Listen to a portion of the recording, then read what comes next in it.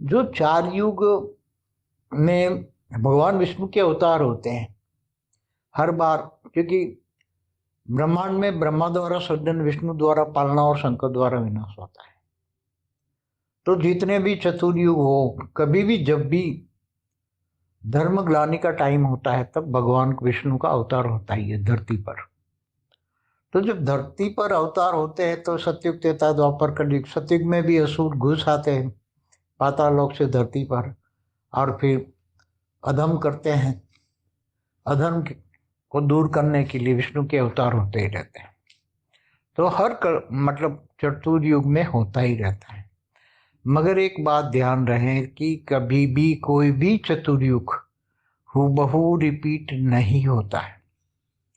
कोई भी चतुर्युग हूबहू रिपीट नहीं होता है। नहीं तो बीके वालों का ज्ञान आ जाएगा कि 5000 साल का वर्ल्ड ड्रामा हूबहू रिपीट होता है।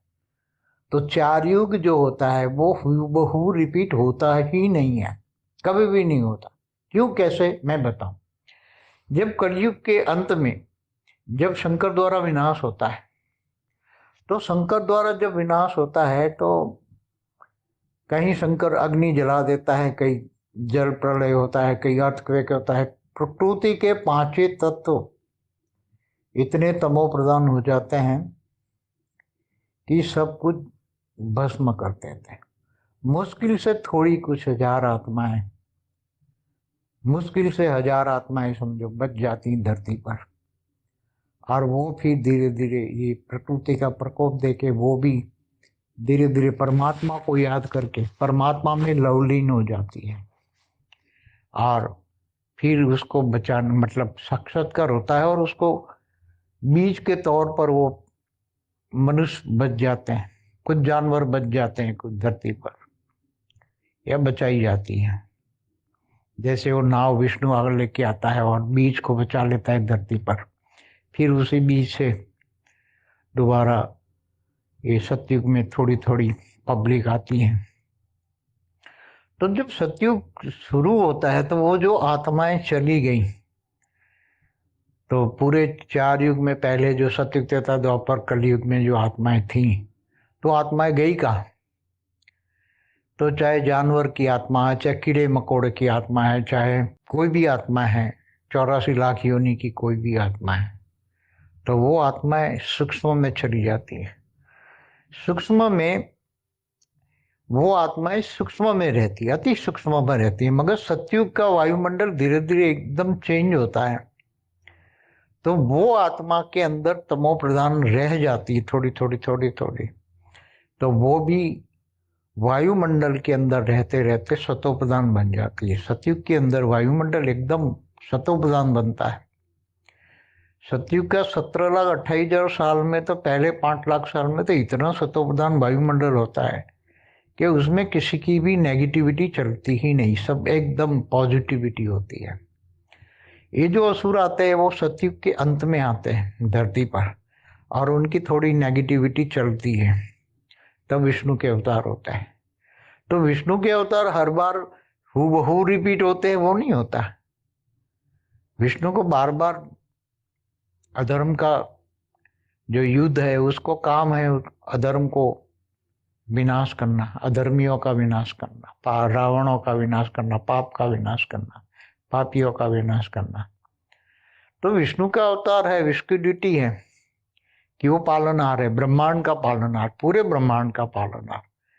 जब भूलोक, भूभुलोक, स्वलोक, तीनों लोक में भी बहुत पाप बढ़ जाता है, जब इंद्रलोक में भी देवताओं का पाप बढ़ जाता है, तो कल्प प्रलय में भगवान विष्णु सूर्य में प्रवेश करके पूरे नीचे 7 पाताल लोक, धरती, मिट्टी, सब कुछ जल बल सब जलाकर भस्म करते हैं। तो देवता भी भस्म हो जाते हैं। तो इसकी आत्मा कहाँ जाती है? तो उसकी आत्मा अग्नि तत्व में रहकर वो आत्मा एकदम निराकारी बन जाती है परम अग्नि के अंदर। आत्मा परम अग्नि की है या परम आकाश की है या परम लाइट की है, परम प्रकाश की है। तो परम तत्वों के अंदर आत्मा निराकारी बन गई। तो निराकारी आत्माओं को वो अग्नि तत्व जला नहीं सकता, इसलिए आत्माएं निराकारी रूप में तो वायुमंडल में रहेगी, तीनों लोक में रहेगी, या पाताल लोक में भी रहेगी, कहीं भी रहेगी, या ऊपर के लोक में भी जा सकती हैं आत्माएं, महालोक में भी जा सकती है, या ऊपर के लोकों में भी जा सकती है। आत्मा निराकारी बन गई, परम तत्वों की है, तो वो ऊपर के लोक में महालोक, जनलोक, तपलोक, सत्यलोक, ब्रह्मापुरी, विष्णुपुरी, शिवपुरी तक जा सकती है, और निराकार है तो परमधाम तक जा सकती है। तो आत्माएं कहीं ऊपर भी चली जाती है, बाद में फिर वो आत्माएं नीचे भी नहीं आती, और दूसरे ब्रह्मांडों से आई हुई आत्माएं तो वो निकल जाती है। कई बार ऐसे असुर, बड़े बड़े असुर होते हैं, वो दूसरे ब्रह्मांड से पावरफुल आई हुई, या गैलेक्सी या यूनिवर्स से या ग्रेट यूनिवर्स से आई हुई आत्माएं होती हैं, वो असुर बन जाते हैं, उस पर आवरण लग जाता है। आत्मा पावरफुल है, 20 कला की आत्मा है, मगर आत्मा में अब 1 कला के ब्रह्मांड में वो आ गई, 20 कला वाली आत्मा असुर बन गई, वायुमंडल उसके आवरण आत्मा के ऊपर असुर वृत्ति का आवरण बन गया, तो बड़ा से बड़ा असुर बनेगा, बहुत बड़ा असुर। मगर जब कल प्रलय में उसके ऊपर अग्नि तत्व का, कल प्रलय में अग्नि का प्रकोप होता है, अग्नि जला देती है, जब उसके शरीर को, स्थूल शरीर, सूक्ष्म शरीर को भी जलाती है, तो आत्मा दुखी होती है, तो निराकारी बन जाती है, और निराकारी बनती है वो आत्मा, तो एकदम निराकार में उसका असली रूप धारण कर लेती है, तो ऊपर के लोकों में चली जाती है, फिर परमधाम में जाती है, पता लगता है भाई मैं तो यहाँ का हुई नहीं, चलो भागो यहाँ से, तो जहाँ से आई है दूसरी गैलेक्सी, यूनिवर्स, ग्रेट यूनिवर्स से, वहां चली जाती है। उसके साथीदार भी परमधाम में इंतजार करते हैं, कब प्रलय हो, कल प्रलय होगा, और वो आएगी, कल प्रलय में आएगी जरूर आत्मा आएगी, क्योंकि दुखी होगी, जलेगी, 12 सूर्य की रोशनी में आत्माएं जलेगी। भगवान विष्णु सूर्य में प्रवेश करके 12 सूर्य की रोशनी करके पूरे ब्रह्मांड के स्वर्गलोक तक जला देता है। तो आत्माएं फिर उसी टाइम पर सेम आत्मा असुर था, जिसको मारने के लिए भगवान विष्णु का अवतार लेना पड़ा, वो असुर तो दूसरे ग्रेट यूनिवर्स से आया था, वो तो चला गया। अब ये असुर को मारने के लिए सेम थोड़ा आना पड़ेगा, सेम अवतार थोड़े होते हैं, सेम टू सेम थोड़ा होता है, 4 युग, चतुर्युग। कुछ आत्माएं, बहुत सारी आत्माएं तो यहाँ काफी अच्छी आत्माएं फंसी पड़ी हैं, चाहे देवता को स्वर्गलोक में हो, या गांधर्व, किन्नर, यक्ष भी अच्छे आत्माएं फंसी पड़ी है, मनुष्य अवतार में भी, पाताल लोक में भी अच्छी आत्माएं। आवरण जब अग्नि तत्व में, कल प्रलय में अग्नि सबके आवरणों को हटा देती है, तपाती है, तो वो अग्नि से बचने के लिए आत्मा निराकारी बन जाती है, और परम तत्व इमर्ज होता है, उसकी आत्मा निराकारी बन के उसके आवरण में केवल परम तत्व रहता है, और परम तत्व बचाता है, उसको स्वर ज्ञान हो जाता है, और फिर धीरे ऊपर के लोक में चली जाती है। तो बहुत सारी आत्माएं जो तपती हैं, तो महालोक, जनलोक, तपलोक, ऊपर के लोकों में चली जाती हैं। कई आत्माएं तो परमधाम जब चली जाती है, और अपने अपने जहाँ से आई वहां से चली जाती, तो उसका रोल तो रहा ही नहीं। जब उसका रोल ही नहीं रहा, तो फिर सुबहू कहाँ से होगा भाई? वो बड़े बड़े असुर तो चले गए, 20 कला वाले, 15 कला वाले, 12 कला वाले असुर चले गए। वो तो उसको ज्ञान हो गया कि भाई हम तो यहाँ के नहीं है, चलो भागो, यहाँ है तो हम फंस गए थे, असुर बन गए थे, असुर वृत्ति के आवरण में हम फंस गए थे, असुर बन गए थे, पाताल लोग चले गए थे, चलो यहाँ से। तो असुर ही नहीं रहे तो विष्णु के, उनके मारने के लिए विष्णु का अवतार नहीं होगा, छोटे असुर अवतार होगा तो छोटे अवतार लेंगे। तो हुबहू 4 युग ड्रामा रिपीट होता ही नहीं है, हुबहू। तो 4, आप इनके ज्ञान के आधार से चलो एक कि 4 ड्रामा, सत्य त्रेता द्वापर कलयुग में जो आत्माएं थी वो तो ऊपर चली गई, वो दोबारा यहाँ नहीं आई, तो फिर कैसे हुबहू रिपीट होगा? आप सोचो। काफी आत्माएं, कल प्रलय में तो बहुत सारी आत्माएं चली जाती है, अर्ध प्रलय में भी चली जाती है, प्रलय में भी चली जाती है। प्रलय में तो कोई मनुष्य बचता ही नहीं है। जब मनवंतर पूरा होता है, 71 अर्ध प्रलय होकर मनवंतर होता है, तब कोई भी मनुष्य सृष्टि ही नहीं रहती, एक भी मनुष्य नहीं बचता, तो नई सृष्टि बनती मनवंतर में। तो ऐसी तरह धरती पर हुबहू 4 युग नहीं होता, न हुबहू मनवंतर होता है, न मनुष्य शत्रुपा हुबहू होते, मनुष्य शत्रुपा भी बदल जाते हैं। अच्छा, जो 14 मनवंतर में 14 मनुष्य रूपा होता है वो बदल जाते हैं। हर मनवंतर पे ऊपर से जो ऋषि मुनि ऊपर से आते हैं, सप्तर्षि जो आते हैं, 7 ऋषि आते हैं, वो ऊपर के 7 स्टार है, 7 स्टार पर से जो सप्तर्षि आते हैं वो भी बदल जाते हैं, दूसरे आते हैं और चले जाते हैं, दूसरे आते हैं, दूसरे जाते, तीसरे आते हैं। ऐसे हर मनवंतर में अलग अलग ऋषि होते हैं, इसलिए सब कुछ नया होता है, चाहे मनवंतर हो चाहे युगांतर हो, तो ये सब कुछ एकदम नया खेल होता है।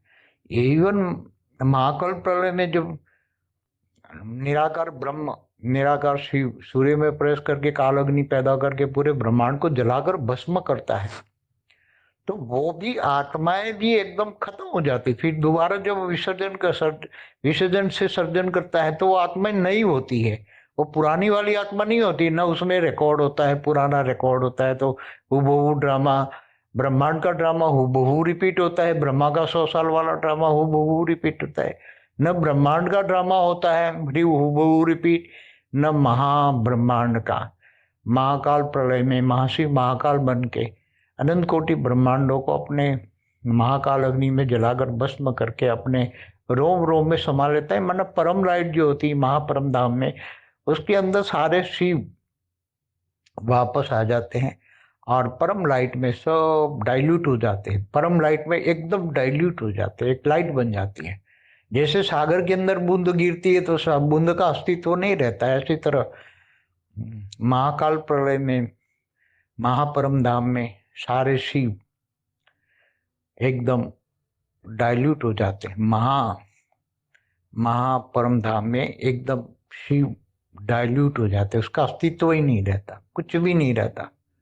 फिर जब दोबारा महाशिव एक संकल्प करके अनेक शिव पैदा करता है, तब नए नए शिव होते हैं, नया ब्रह्मांड होता है, सब कुछ नया होता है, सब कुछ नया होता है। इसी तरह परम महाशिव जी भी जब पूरा यूनिवर्स वाइंड अप कर लेता है तो उसके अंदर सब कुछ वो परम लाइट में सब डाइल्यूट हो जाते। महाशिव सारे के सारे परम महाशिव परम महाब्रह्मांड में लाइट में डाइल्यूट हो जाते हैं। व्यास महाशिव भी कुछ भी नहीं बचता, अस्तित्व ही नहीं बचता उसका।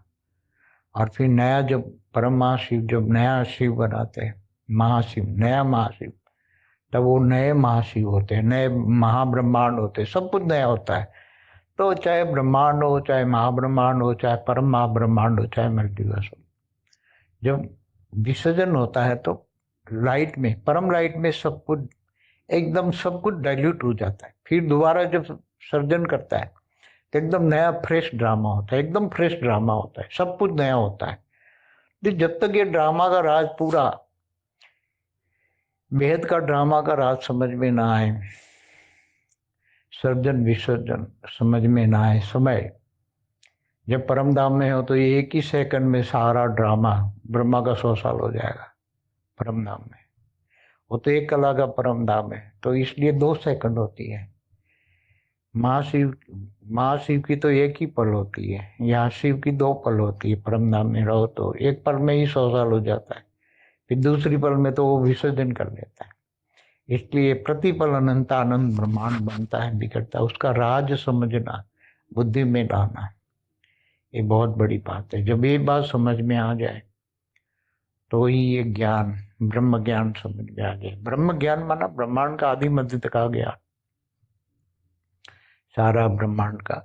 इसलिए शास्त्रों में तो मेरे हिसाब से तो ये सब कुछ ये आटो में नमक जितनी सच्चाई है, बाकी सब गेप गपोड़े लगा दिए। बहुत पहले परात की बातें अब लगा दी। पहले परात में जो सब चीजें थी, या सत्युग त्रेता में भी जो चीजें होती हैं, वो आज के कलयुग में मनुष्य सोच भी नहीं सकता।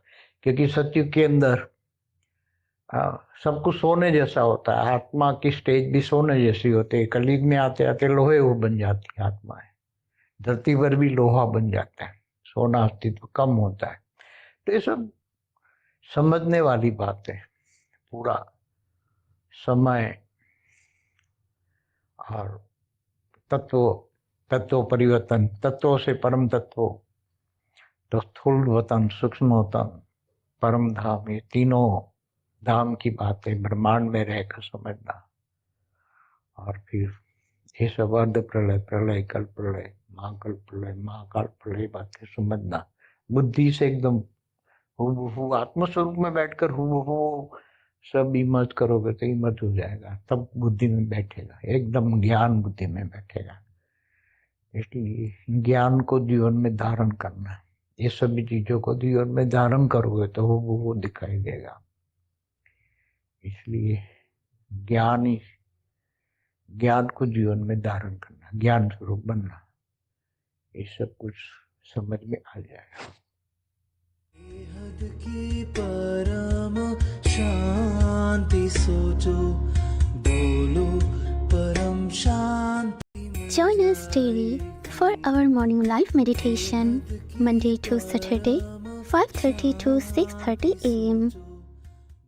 Join us daily for live meditation, 10 p.m. to 11 p.m. on YouTube Live. Subscribe now. Website www.paramshanti.org. Email us anand@paramshanti.org. Like, share, subscribe. Join today. बेहद की परम